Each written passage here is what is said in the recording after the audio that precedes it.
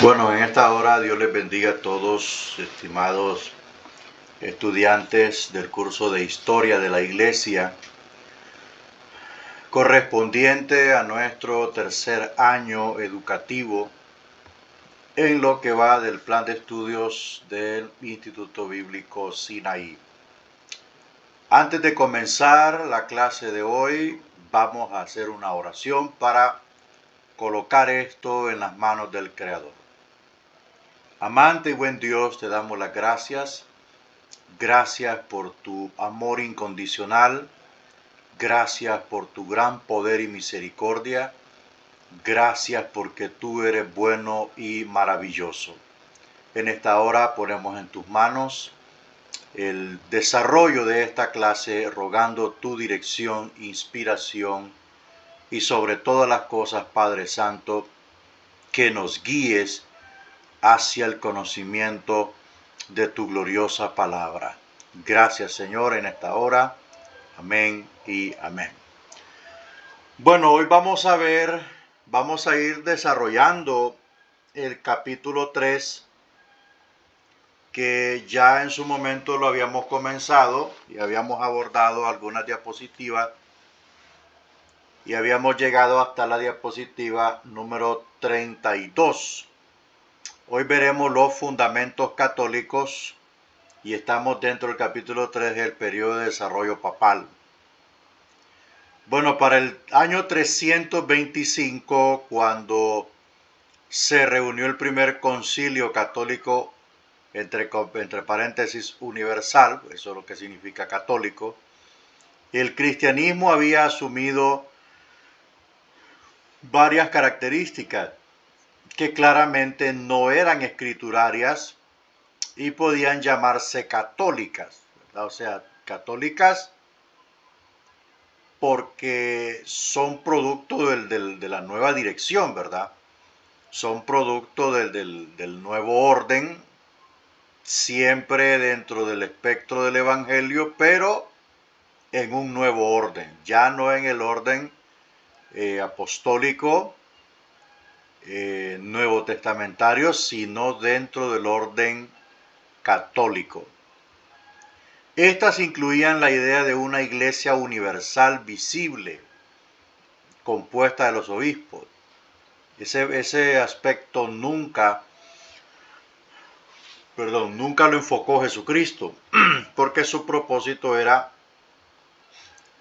propósito era hacer discípulos en todas las naciones, no hacer una magna iglesia. El propósito era que todos los seres humanos escuchasen el testimonio de Cristo a través de la iglesia. Ese era el propósito. El propósito no era consolidar una sola iglesia y darle el poder a los obispos. No, todo esto es sumamente católico, ¿verdad?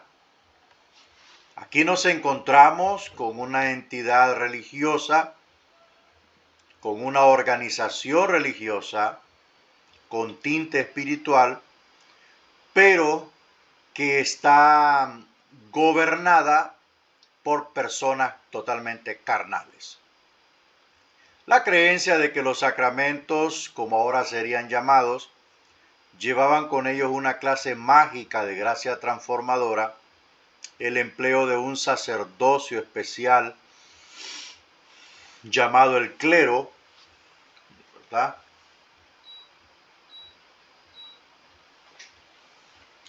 Llamado el clero, que solo por la ordenación estaría preparado para administrar estos sacramentos, y el reconocimiento de los obispos como oficiales gobernantes. A eso se le llama gobierno episcopal. Todas estas características pueden verse en la actualidad en los grupos cristianos que se llaman a sí mismos católicos. Católicos romanos, católicos griegos y católicos anglicanos, ¿verdad? Bueno, los católicos anglicanos tienen una diferencia, que estos anglicanos sí se casan, ¿verdad? Los anglicanos sí se casan. Bueno, entonces aquí vemos nosotros que En el 325 prácticamente nace lo que es la Iglesia Católica. Podemos ver que el Señor jamás estableció un gobierno de forma directa. Sí existe y debe existir en toda organización un gobierno, pero este gobierno debe de ser teocrático, no aristocrático, sino teocrático. Debe de ser un gobierno basado en el amor, como confrontó Cristo a Pedro, ¿verdad? Que si lo amaba a él, debía pastorear el rebaño. Entonces, este gobierno episcopal tenía otra dirección, otro espíritu, y era de imponer el aspecto católico a las personas y de concentrar todo el poder en ellos y todo lo que implica tener poder en la iglesia, porque el poder en la iglesia no es un poder vacío, sino que es un poder que representa grandes y jugosos dividendos. Entonces, así estaban haciendo la Iglesia Católica. Veamos el aparecimiento de la Iglesia de Roma como una iglesia influyente. Aquí es donde la iglesia de Roma comienza a descollar o a despuntar como una iglesia central, ¿verdad? Después del 325 vinieron los fundamentos de un nuevo avance en el desarrollo de jerarquía.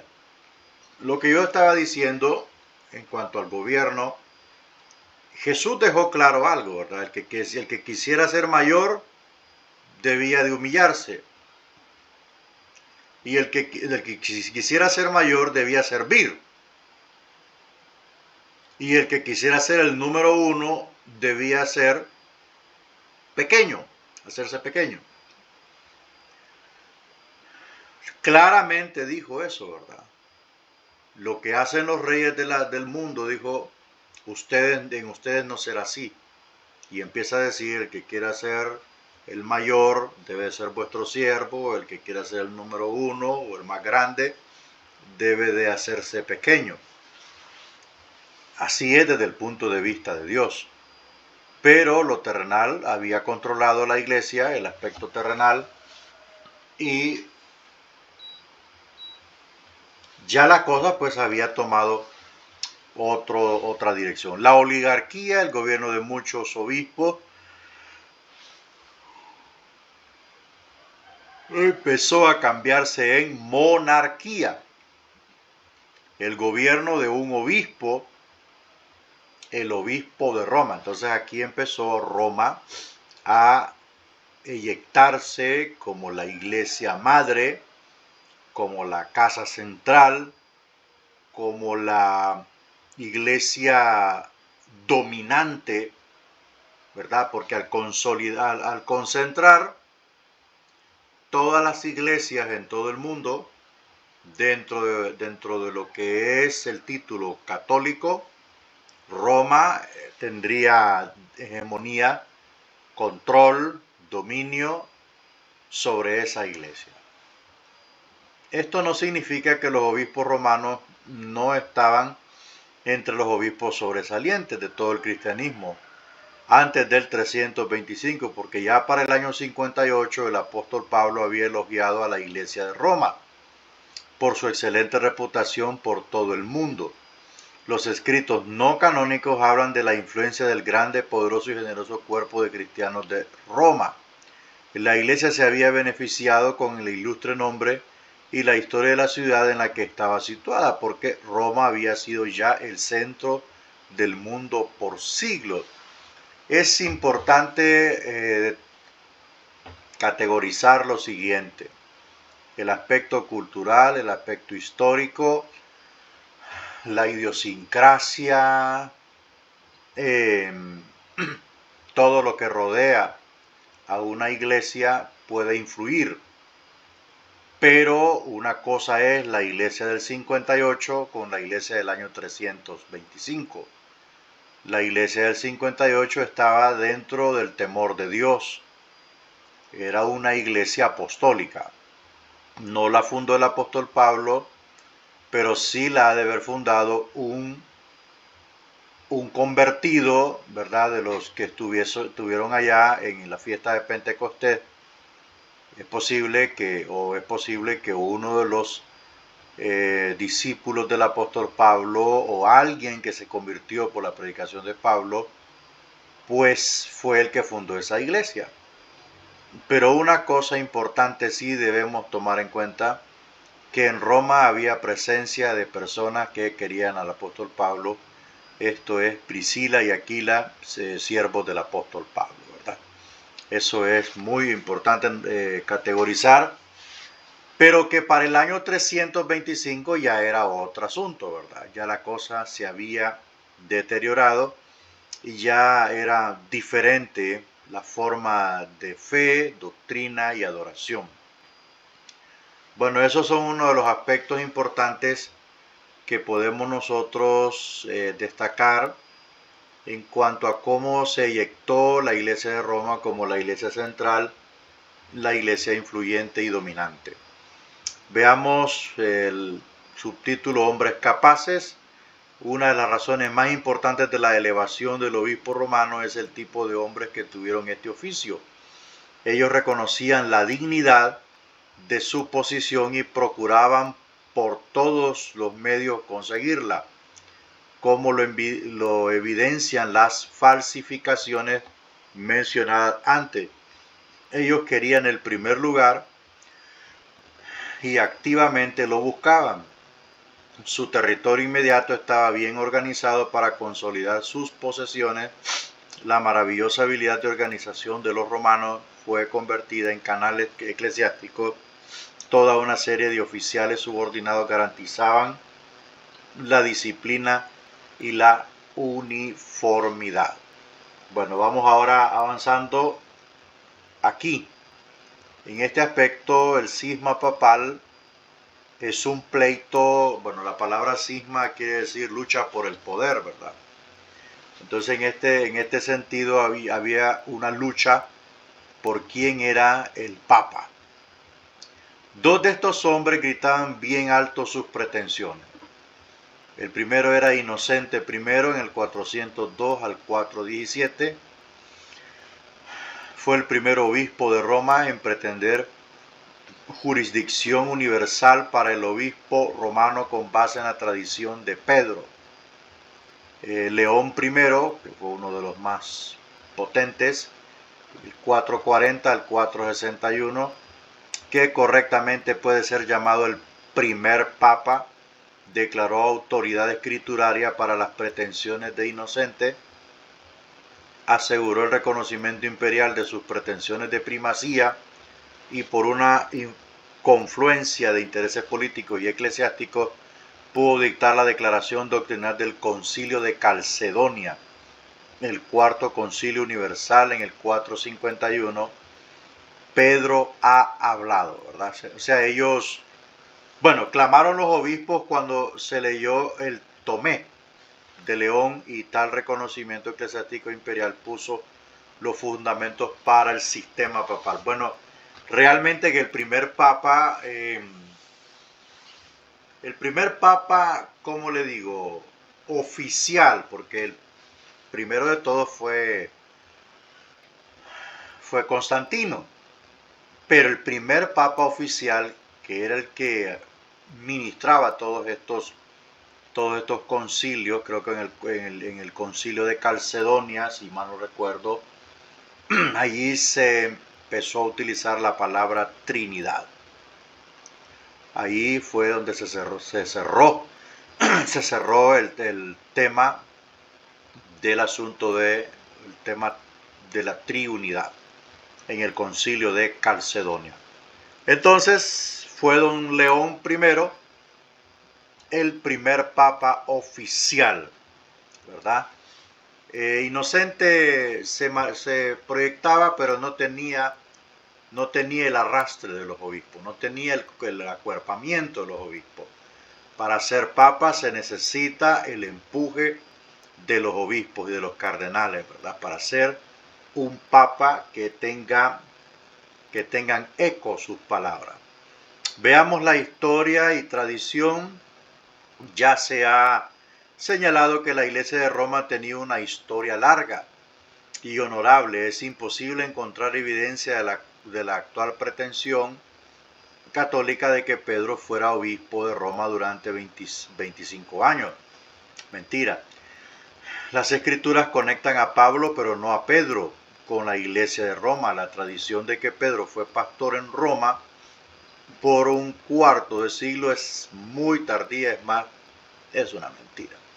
Y algunos escritores católicos romanos sobresalientes admiten que no se puede probar. Aún más, la pretensión romana de autoridad basada en esta tradición no se reclamó hasta el siglo V, es decir, después que el obispo romano se hubo vuelto poderoso, se reclamó el derecho de esgrimir ese poder en términos de la sucesión de Pedro. Bueno, todo esto de la historia y la tradición del papado con respecto a Pedro es que ellos aducen de que Pedro gobernó la iglesia de Roma 25 años en Roma. Y Pedro, el asunto está de que Pedro nunca llegó a Roma. Sabemos que Nerón mató a Pedro, lo crucificó. Pero que Pedro haya llegado a Roma, no hay registro. Quien sí llegó a Roma fue Pablo. Y estuvo, creo que 4 años o 5 años, estuvo el apóstol Pablo con arresto domiciliario. No tenía libertad de locomoción, sino que tenía arresto domiciliario antes de que Nerón abriera su archivo nuevamente y lo metiera en la prisión. De ahí lo mató. Entonces, ellos dicen de que Pedro fue el primer papa porque Cristo lo comisionó como el líder de la iglesia. Pedro nunca fue un papa. Pedro simplemente fue un discípulo muy amado, muy respetado, tenía mucho carisma, amaba mucho al Señor y amaba mucho a los hermanos, y nunca fue un papa. Es triste y es lamentable cómo Satanás creó esta religión católica, esta iglesia católica. Puedo decir que fue algo muy, muy bien hecho, un trabajo muy bien hecho, pero que un día serán juzgados terriblemente y la pagarán. ¿Por qué? Porque sacaron al centro de todas las cosas, que es Cristo y su palabra, e impusieron sus dogmas, sus ideas preconcebidas, sus teologías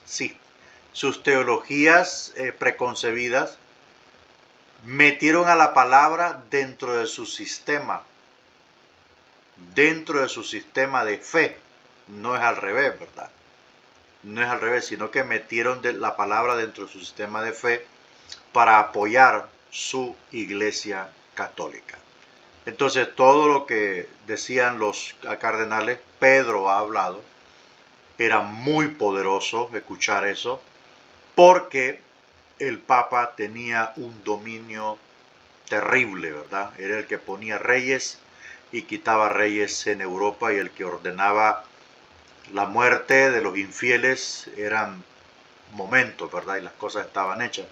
Entonces, todo detrás de la cortina y el manto de Pedro, el primer papa supuestamente de la Iglesia Católica. Falsa interpretación del obispo León. Miremos aquí lo que hay una mala interpretación aquí, ¿verdad? El obispo León I le dio base escrituraria a toda la teoría. Él pretendía que Pedro había sido el primer obispo de Roma e interpretaba 3 pasajes bíblicos para probar que Pedro había recibido la autoridad para regir todo el cristianismo. El primer pasaje se encuentra en Mateo 16, 18 al 19. Este interpretado para significar que Cristo edificaría su iglesia sobre Pedro, personalmente, ¿verdad? Y que Pedro había recibido autoridad para atar y desatar las almas en una monarquía espiritual. Ninguna de las opiniones de don León I son exegéticamente correctas. Desde el punto de vista de la exégesis bíblica, eso se llama eisegesis. Es inducirle al texto lo que yo quiero que diga el texto. Es colocar el texto dentro de una idea preconcebida para favorecerme y sacar al texto de su contexto. Eso es lo que está pasando en este capítulo 16, verso 18 al 19, que es donde el apóstol, donde el Señor menciona, vamos a ver ese versículo,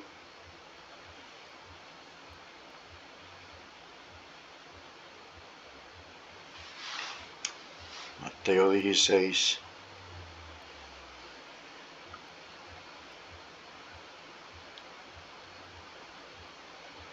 Mateo 16,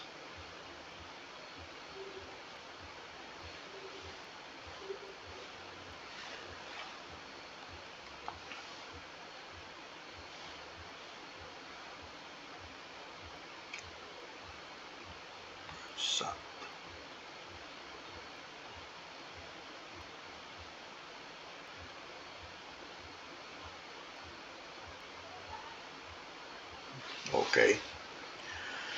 Bueno, dice acá, yo también te digo que tú eres Pedro, y sobre esta roca edificaré mi iglesia. No dice sobre ti edificaré mi iglesia. Tú eres Pedro. Pedro en griego es Petros. Y Petros, la palabra Petros significa piedra que se mueve, piedra resbalosa, piedra transportable, ¿verdad? Y no confunda la palabra piedra con roca. Roca en griego es roca sólida.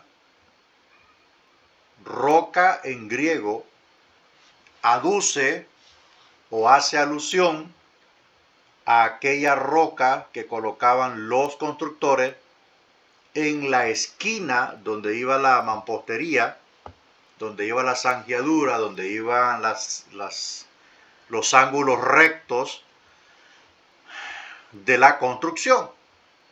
Si era una casa cuadrada, en las 4 esquinas colocaban una roca, y esa roca sólida, ¿verdad? Difícil de mover.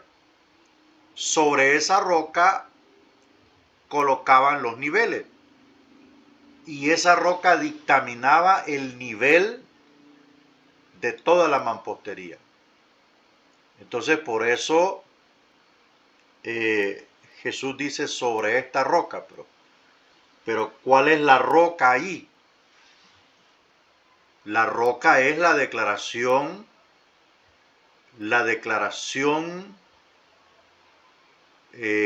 profética de Pedro. Tú eres el Cristo, el Hijo del Dios viviente, ¿verdad? O sea, esa es la roca. Esa declaración es la roca para Cristo, ¿verdad? Porque colocar o construir una iglesia sobre un hombre que era inconstante era lo peor. Interpretar que Pedro era la roca es lo peor que se le puede hacer a un texto, porque eso sería un desconocimiento histórico de quién era Pedro, que más allá, ahorita dijo que era el Cristo, ¿verdad? el Hijo del Dios viviente, pero más adelante lo niega que lo conoce. Entonces ese no puede ser el fundamento de la iglesia. Y dice acá, y las puertas del infierno no prevalecerán contra ella.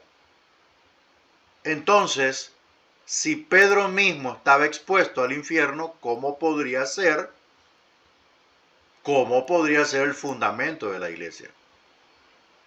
Porque Pedro mismo, si se descuidaba, se perdería en el infierno. Entonces, ¿cómo es posible que algo tan inconstante, tan voluble, tan volátil, tan vulnerable pudiese ser el fundamento de la iglesia? No de un templo, sino de toda la iglesia cristiana. Pero en el versículo 19 habla directamente a Pedro. Mire, Cristo dijo todas estas verdades fundamentales en base a lo que salió de la boca de Pedro. Pero en el 19 le habla a Pedro y le dice, y a ti te daré las llaves del reino de los cielos. No confunda el reino de Dios con el reino de los cielos. Reino de los cielos. El reino de los cielos no está aquí, está en el cielo.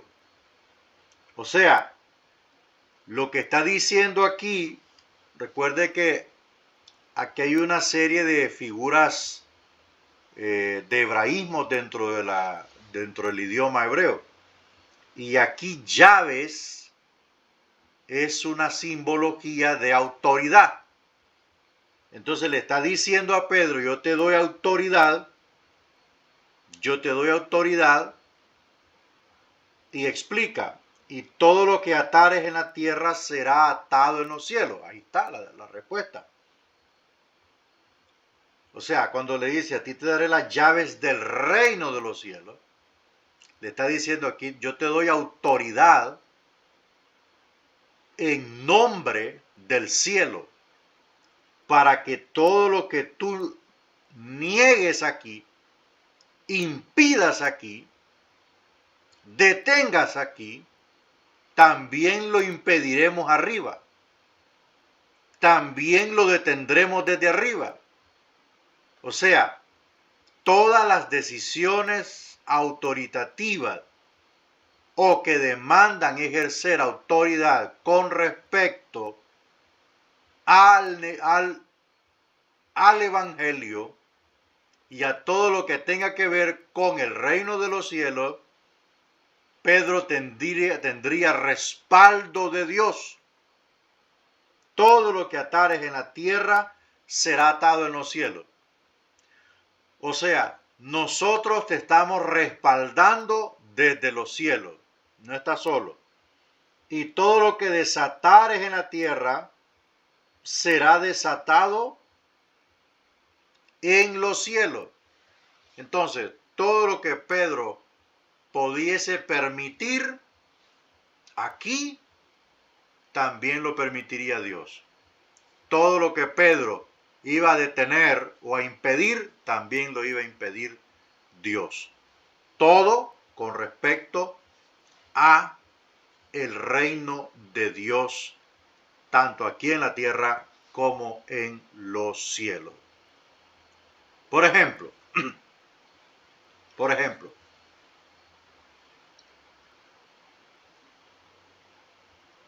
cuando el apóstol Pedro tomó la decisión de nombrar el reemplazo de Judas el Iscariote, cuando él tuvo la decisión de reemplazarlo, ellos oraron y después echaron suertes, que era una costumbre común, y la suerte cayó sobre Matías. Entonces allí también el Señor lo respaldó. Cuando confrontó a Ananías y Zafira, por mentiroso, también Dios lo respaldó.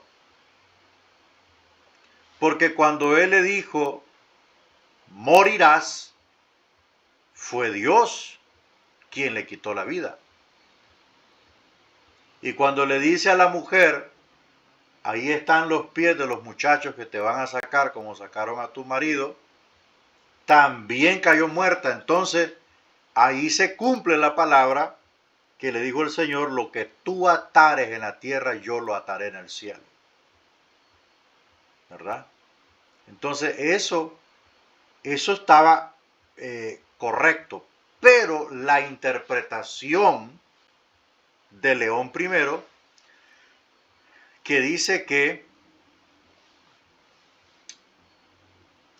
Pedro había recibido autoridad para gobernar el cristianismo, no era, todo el cristianismo no está correcta. Porque si bien es cierto, Pedro recibe autoridad, pero no es para exaltarse como un monarca, sino que esa autoridad está dentro del oficio ministerial. Y ellos ejercieron, los papas ejercieron una autoridad autoritaria sobre las personas de forma ambiciosa, de forma irresponsable y carnal. La autoridad que Pedro recibió, que recibió Pablo y que recibieron los apóstoles en Cristo, y que tienen todos los ministros del Señor, y que tienen todos aquellos hombres que están puestos en eminencia, que son parte de concilios, misiones cristianas, que son parte de juntas directivas, que tienen una autoridad un poquito más arriba que el pastorado laico. Esta autoridad es en base al amor, no es en base al ego. El mismo Pedro escribe en su primera carta, capítulo 5, que no fuimos puestos para gobernar la iglesia como un monarca, sino con el amor. Segunda interpretación equivocada, que dice que Cristo edificaría su iglesia sobre Pedro personalmente y que Pedro había recibido autoridad para atar y desatar las almas en una monarquía espiritual. Es un atropellamiento a la integridad del texto bíblico. En ningún punto, desde la óptica de la exégesis, quiere decir eso el texto. Entonces lo que podemos decir que los métodos de interpretación de los papas de aquel tiempo eran erróneos. Y aquí puedo ver yo el método fragmentario que aísla el texto de su contexto para decir lo que ellos querían. También veo el método sistemático, en donde en un sistema preconcebido se introduce el texto para forzarlo a apoyar el sistema preconcebido, ¿verdad? Entonces, eso es lo que veo yo aquí. El señor León I estaba pasándose encima de las escrituras. Bueno, vamos a ir avanzando, ahí usted puede ver lo demás, ya se mencionó algo aquí. La sabiduría doctrinal, el obispo de Roma era capaz de fortalecer su posición como líder de otros obispos por su habilidad de conducirse bien durante las peleas doctrinales entre el 325 y el 451. Hubo 3 controversias en el Oriente, la de Apolinar, la de Néstor o los nestorianos, y la de Eutiques, y una de Occidente, la de Pelagio. En este periodo la naturaleza especulativa de la mente oriental y la naturaleza práctica de la mente occidental pueden observarse en estas controversias. Y la pregunta que se planteó aquí, ¿era humano Cristo? Apolinar era obispo de la Odisea, ¿verdad? en la mitad del siglo IV, en su esfuerzo por entender cómo la naturaleza de Cristo podía considerarse tanto divina como humana, él eliminó un espíritu racional en Cristo y sustituyó el verbo divino, tomando literalmente Juan 1:14, y el verbo se hizo carne. Esto protegía la deidad de Cristo, pero eliminaba su verdadera humanidad. El obispo Damaso de Roma condenó esta opinión en el 377 y ganó prestigio adicional cuando el Segundo Concilio Universal de Constantinopla tomó igual acción en el 381. Bueno, hay una cosa importante que debemos tomar en cuenta aquí. Primero, Jesús comenzó su humanidad en el vientre de María. Allí comenzó su humanidad. Pero su esencia, su ser interno, ya coexistía con el Padre desde el principio. La pregunta que se plantea aquí, ¿era humano Cristo? Desde la teología de Juan, 100% humano. Y dice aquí que en su esfuerzo por entender cómo la naturaleza de Cristo podía considerarse tanto divina como humana, él eliminó un espíritu racional en Cristo y sustituyó el verbo divino, tomando literalmente Juan 1:14. Jesús en su humanidad poseía dos naturalezas: la naturaleza divina, que lo hacía un hombre santo, perfectamente santo, sin pecado, y poseía la naturaleza humana, que al poseer la naturaleza divina, la naturaleza humana no podía pecar. ¿Por qué no podía pecar? Porque en su sangre no había pecado original. Era limpia y sin mancha.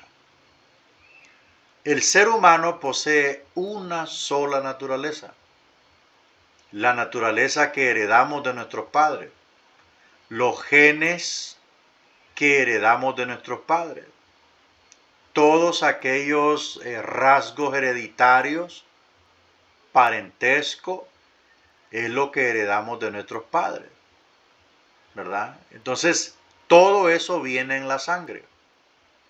Pero Cristo no lo engendró José. Esa es la diferencia del cuerpo de Cristo. Que quien engendra a Cristo en el vientre de María es el Espíritu de Dios que lo coloca allí, ¿verdad? Jesús prácticamente se redujo a un espermatozoide, era la única manera. Pero ese espermatozoide que lo aporta el hombre, es el que según los genéticos es el que aporta la sangre en el individuo. Entonces, el espermatozoide contiene la sangre del individuo y es allí donde va el pecado en herencia, en la sangre. Pero como el espermatozoide que fecunda el óvulo en el vientre de María no lo aportó José, sino que fue el Espíritu del Señor que lo puso allí, entonces ese espermatozoide era Cristo Jesús. Entonces era imposible que a la hora de fusionarse con el embrión de María, era imposible que la sangre de este nuevo ser pudiese contener algún ápice de pecado hereditario. Era imposible. Lo único que tomó Jesús del vientre, del óvulo de María o del embrión de María, fue la incubación que necesita todo ser vivo para formarse. Necesita 23 gametos o cromosomas del papá y 23 cromosomas de la mamá. Dentro de los 23 cromosomas del papá está la sangre y los otros 23 cromosomas de la mamá es lo que aporta algunos parentescos fenotípicos que son, por decir así, los lunares o señales en el cuerpo o cosas que son parentescos externos, pero en la composición orgánica del ser vivo, desde la médula, desde lo que produce la sangre en el cuerpo, que es la médula ósea, desde allí eso lo aportó el Espíritu Santo. Entonces, por lo tanto, este ser que se está formando en el vientre de María es un ser extraordinario, fuera de lo común. Es común y fuera de lo común. Es común porque es un ser humano, pero su esencia interna no es común, es Dios mismo. Por eso se llama el Verbo. El Verbo se hizo carne. O sea, Dios se hizo carne. Se hizo un ser humano. ¿Para qué? Para mostrarnos su voluntad y su amor perfecto. Entonces tenía dos naturalezas. Tenía la naturaleza humana y tenía la naturaleza de Dios, divina. La naturaleza del número 7. Tenía el 6 y el 7. El 6 porque es un ser humano, hombre, y el 7 porque es Dios mismo, la perfección. Entonces por eso era imposible que Jesús mintiera. Era imposible que Jesús tuviera deseos por mujer. Era imposible que Jesús fuera engañoso. Era imposible que no lo supiera todo. Era imposible que no fuese perfecto en sabiduría. Era imposible que no lo conociera todo, que no lo mirara todo. O sea, Felipe lo dejó en shock cuando le dijo, cuando estabas debajo de la higuera te vi. Estaban lejos de la higuera. Entonces era imposible que Jesús no tuviese poder y autoridad sobre los demonios y sobre las enfermedades porque era Dios mismo, ¿verdad? Era Dios mismo. Entonces, por lo tanto, Jesús, su humanidad comenzó en el vientre de María, pero la esencia de su ser ya coexistía desde el principio. Bueno, estaba separada la naturaleza humana de Cristo de su naturaleza divina. No vamos a discrepar mucho en esto. Puedo decirle que no estaba separada. Acabo de enseñar y decirle que era un solo organismo, un solo ser vivo, que funcionaban en